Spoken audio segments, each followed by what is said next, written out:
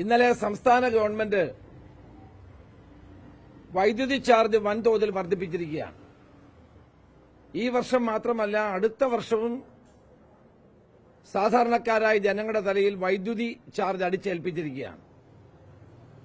ഇടതുമുന്നണി ഗവൺമെന്റ് അധികാരത്തിൽ വന്ന ശേഷം 7500 കോടി രൂപയുടെ അധിക ഭാരമാണ് കേരളത്തിലെ ജനങ്ങളുടെ തലയിൽ അടിച്ചേൽപ്പിച്ചിരിക്കുന്നത്. 7500 കോടി രൂപ അധിക ഭാരമായി കേരളത്തിലെ ജനങ്ങളുടെ തലയിൽ അടിച്ചേൽപ്പിച്ചത് സർക്കാരിന്റെ കെടുകാര്യസ്ഥതയും അഴിമതിയുമാണ് എന്ന കാര്യത്തിൽ ഒരു സംശയവുമില്ല. ഇന്ന് വളരെ വില കുറഞ്ഞ നിരക്കിൽ ലഭിച്ചുകൊണ്ടിരുന്ന വൈദ്യുതി കരാറ് ദീർഘകാല കരാർ റദ്ദാക്കിക്കൊണ്ട് അതിന്റെ ഇരട്ടിയിലധികം തുകയ്ക്ക് വൈദ്യുതി വാങ്ങുന്നതാണ് ഈ വൈദ്യുതി ചാർജ് വർധനവിന്റെ ഏറ്റവും പ്രധാനപ്പെട്ട കാര്യം. വൈദ്യുതി ഉൽപാദന സ്വകാര്യ കമ്പനികളുമായി ചേർന്നുള്ള സർക്കാരിന്റെ കള്ളക്കളിയാണ് ഇതിന്റെ പിന്നിൽ ഉള്ളത് എന്ന് വളരെ വ്യക്തമാണ്. ആര്യാടൻ മുഹമ്മദ് വൈദ്യുതി മന്ത്രിയായിരുന്ന കാലത്ത് 2016 ഒരു യൂണിറ്റിന് 4 രൂപ 15 പൈസ മുതൽ 4 രൂപ 29 പൈസ വരെ നിരക്കിൽ ദീർഘകാല കരാർ ഒപ്പിട്ടിരുന്നു. ആ ദീർഘകാല കരാറ് റദ്ദാക്കിക്കൊണ്ട് ഇന്ന് യൂണിറ്റിന് 10 രൂപ 25 പൈസ മുതൽ 14 രൂപ 30 പൈസ വരെ നൽകിയാണ് ഇപ്പോൾ കറണ്ട് വാങ്ങുന്നത്. ആരും ചെയ്യാത്ത ഒരു പാതകമാണ് ഈ ഗവൺമെന്റ് ചെയ്തത്. അന്ന് 25 വർഷത്തെ കരാറായിരുന്നു ആര്യാടൻ മുഹമ്മദ് 2016 ഒപ്പിട്ടത്. ഇതിൽ 465 മെഗാവാട്ടിന്റെ 4 കരാറുകളാണ് 2023 സർക്കാർ റദ്ദാക്കിയത്.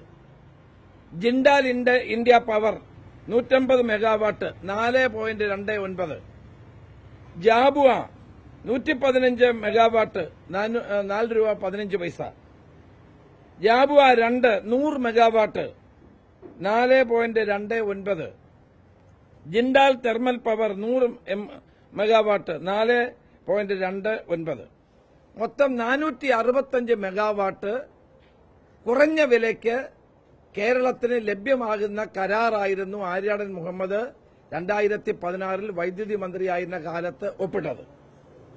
നിസ്സാര സാങ്കേതിക കാരണം പറഞ്ഞാണ് റെഗുലേറ്ററി കമ്മീഷൻ ഇത് റദ്ദാക്കിയത്. അപ്പൊ ഗവൺമെന്റ് ചോദിക്കുന്ന റെഗുലേറ്ററി കമ്മീഷൻ റദ്ദാക്കിയതാണല്ലോ, ഞങ്ങൾ എന്ത് ചെയ്യും? വൈദ്യുതി മന്ത്രിയായിരുന്ന MM മണിയുടെ പ്രൈവറ്റ് സെക്രട്ടറിയായ വിൽസൺ, CPMന്റെ ഓഫീസർ സംഘടനയുടെ മുൻ ജനറൽ സെക്രട്ടറി പ്രദീപ് എന്നിവരാണ് റെഗുലേറ്ററി കമ്മിറ്റിയിലെ അംഗങ്ങൾ. ആ റെഗുലേറ്ററി കമ്മിറ്റിയിലെ അംഗങ്ങൾ തന്നെയാണ് ഈ തീരുമാനമെടുക്കുന്നത്. ഈ കുറഞ്ഞ വിലയ്ക്ക് കിട്ടിക്കൊണ്ടിരുന്ന വൈദ്യുതി കരാറ് ക്യാൻസൽ ചെയ്ത് ആരിൽ നിന്നാണ് ഈ വൈദ്യുതി വാങ്ങുന്നത് എന്ന് മനസ്സിലാക്കുമ്പോഴാണ് ഇതിലെ കള്ളക്കളി വ്യക്തമാക്കുന്നത്. അദാനിയാണ് ഏറ്റവും വലിയ ഗുണഭോക്താവ്.